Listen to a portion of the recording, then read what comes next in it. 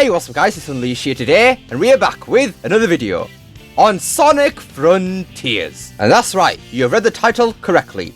I believe that Sonic Frontiers could change everything. And by everything I don't mean end world hunger or solve all the world's problems, because let's be honest here, Sonic might have power, but it doesn't have that much power. By everything, I mean regarding Sonic and the franchise itself. And compared to world hunger and the world's problems, that's a bit more doable, I think. Now then, what will Sonic Frontiers change, and how will it change it? Well, that's what we shall be discussing in today's video. So, without any further ado, ladies and gentlemen, boys and girls, let's discuss the topic at hand. Well, to start things off, let's start with Sonic games going forward. The legendary Takashi Iizuka has said numerous times in the past now that Sonic Frontiers will be the groundwork for the potential next 10 years of Sonic the Hedgehog, similar to how Sonic Adventure shaped the franchise going forward. Now, it's safe to say that Sonic Frontiers' structure is a lot different than previous Sonic games. For starters, we have a huge open zone to run around in. There's no longer some sort of level select screen like in Forces, Colors, and all the previous games. We have a world brimming with things to explore and things to find, and in general, it's a brand new open zone formula for Sonic. And since Iizuka wants Frontiers to be the groundwork for the next 10 years, I think it's safe to assume that this formula in Sonic Frontiers, the open zone formula, will be brought on into future Sonic games. We'll no longer have just some standard Sonic games with some level-to-level structure anymore. The open zone formula is now where it's at for Sonic the Hedgehog. Now, I don't think that the level-to-level structure is going to be entirely gone from the Sonic franchise as a whole, mostly for the mainline series. For things like spin-offs and side games,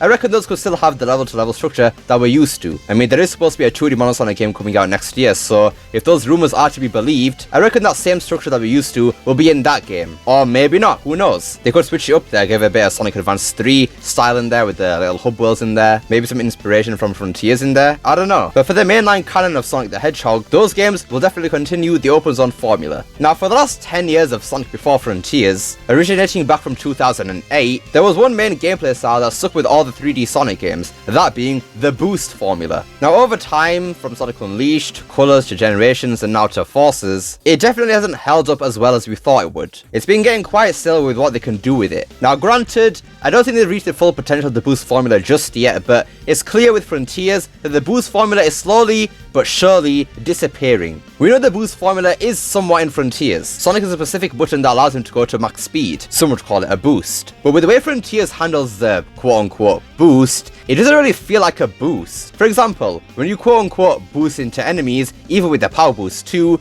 it doesn't actually damage enemies like the previous boost games. So it's clear that the boost isn't as powerful as it was before, even catering to the fact that it's not as fast as before either. The speedy boost that we're used to is all locked behind the power boost, a boost that can only be gained when you reach a certain amount of rings. But for the standard boost, it is very, very slow. And even with the part of the game that's supposed to feel like previous games, Cyberspace, it still doesn't feel like the proper boost that we're used to. Now, this shows to me that Sega and Sonic Team are slowly but surely trying to stray away from that boost formula. I think they realize that the boost isn't really that great to work with, because as we've seen over the years, the boost stages have gotten shorter and shorter. Unleashed had the longest stages, obviously, because it was the first one. But then Generations, while the stages were still good in there, they were definitely a lot shorter than Unleashed. And then with Forces, they are ridiculously short. It's clear that the boost has definitely plagued Sega's Sonic games, because with how fast the boost is, the stages need to be massive for them to even compare to the boost's speed. And as we know, Sonic games in recent years have already had a smaller budget compared to previous years in the 2000s, for example, which is one reason why the boost stages have been getting shorter, because obviously they don't have the same budget as they did in Unleashed. And honestly, the boost in general just doesn't feel as good as it did in 2008. It does kind of get boring playing the same stages over and over again with just one boost to win button. With the adventure games and obviously Lost World, in my personal opinion, I find a lot more replay value out of those games because Sonic's a lot more slower, giving more time to actually explore with them and find hidden pathways. But with the standard boost games, exploration is pretty much non-existent there because of how Sonic controls in those games. And now here we are with Frontiers, where the boost has been extremely nerfed. It's not as fast anymore, not as powerful, and we can definitely see some similarities to games like Lost World and the adventure games in Frontiers, with the better controlling Sonic that can move in 360-degree movements, and things like parkour, things that wouldn't have worked with the boost games, because obviously they're a lot faster and more based on reaction-based gameplay. Now, one thing that does allow to give Sonic speed, but a lot of control, is the spin dash. Now, we've seen in Lost World that even with the spin dash being quite fast, you still have a lot of control over it. And then even further with the adventure games. And obviously, with this open zone formula with Sonic Frontiers, we need a lot of control to actually explore. And who gives more control? Boost? Adventure formula? That's right, the adventure formula, aka spin dash, not boost. And this is all why I believe that the games after Frontiers will slowly start to just remove the boost from the games, and maybe add in the spin dash back. Who knows? I mean, we do have the drop dash in Sonic Frontiers and has momentum in there, plus rolling in 2D too, so who knows? It could be time for the spin dash to return after all these years. Right, then I think it's time to move on to the development of Sonic games. As we know, development of Sonic games isn't a very nice topic. We've had loads of games in the past with terrible development stories. Sonic 06, Sonic and the Secret Rings, Sonic Boom Rise of Lyric, Sonic Colors Ultimate, Sonic Origins, maybe even Sonic Forces if you want to count that. But it's clear that development has never been a great thing about Sonic games. But there has been something different with Sonic Frontiers. For those of you who don't know this, Sonic Frontiers was actually supposed to release last year in 2021. But due to the actions of one man, Takashi Iizuka, the game got delayed to 2022. And the backstory behind this is that Iizuka didn't believe that Sonic Frontiers was finished in 2021. He didn't believe the game was ready to be released. And obviously Sega being Sega, they wanted the game out as soon as possible, because Sonic equals money. But because of Iizuka convincing Sega to actually let them delay the game 1 year, Sonic Frontiers was actually delayed 1 year and given the proper time it needed. And it's one of the many reasons why Takashi Iizuka is an absolute legend. Now it's clear that Sonic Frontiers is definitely looking to be very good. We got lots of positive reviews in the game and everything. And obviously Sega is seeing all this. They're finally happy that a 3D Sonic game is getting some good press. And I think Sega need to realise that none of this would have happened if it wasn't for Iizuka convincing them to delay the game 1 year. From the early 4chan leaks about the game during playtesting, the game wasn't all that fun. It was kind of boring and button mashy, and the open zone felt kind of empty. And clearing that 1 year of development,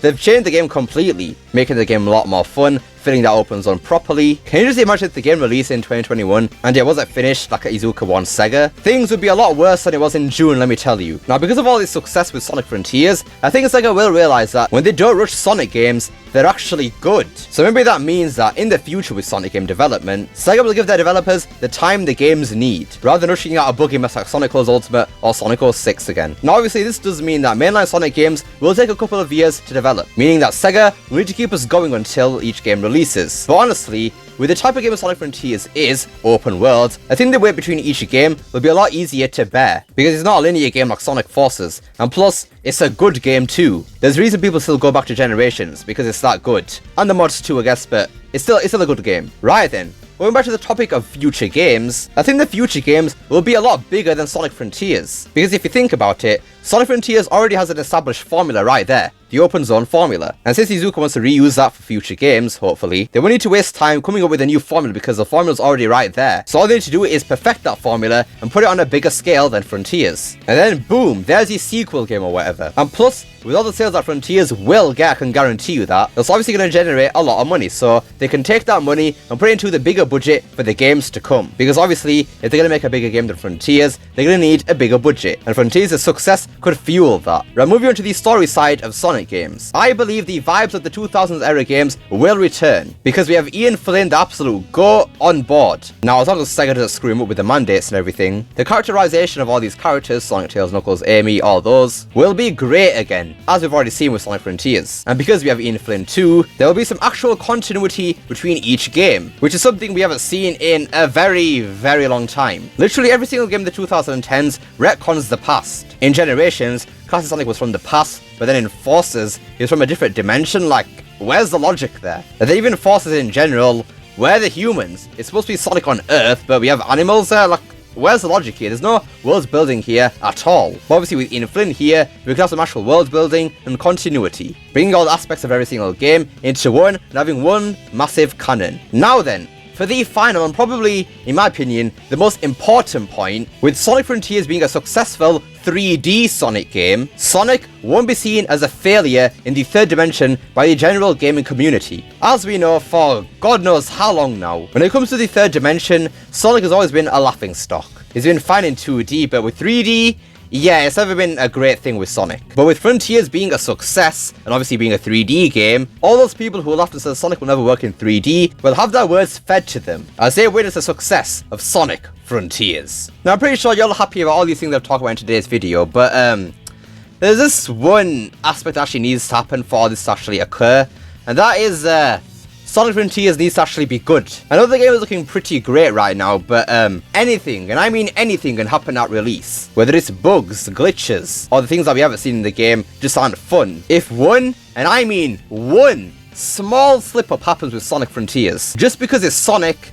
it will end in shambles. We'll see loads of YouTube videos and news articles saying Sonic Frontiers is yet again another bad 3D Sonic game. And we'll be back to square one. And honestly, probably square zero, because people will probably just lose faith in the series as a whole. More so in the 3D side of things. Whether it's the fans or Sega, 3D Sonic won't be in a good place, especially coming off of Forces, Colors Ultimate, and yeah, Mania's success too. Sega's going to be very reluctant to having 3D Sonic games on this same scale again. But that won't happen. Right? Anyways, that about does it for today's video. So yes, I believe that Sonic Frontiers could, and most likely will, change everything. The game is looking great all around right now, and hopefully they don't make me eat my words. Please don't make me do that, Sega, I swear to God. Please, no. But what are your guys' thoughts on this topic? Do you believe Sonic Frontiers could change everything, and what do you believe it could change? Let me know down below. Love to see what you guys have to say. I hope you enjoyed this video. Don't forget to like, share, subscribe, especially that last one. Do not forget to become unleashed by pressing that join button down below. Remember, it's not necessary. And I will see you all next time. Peace!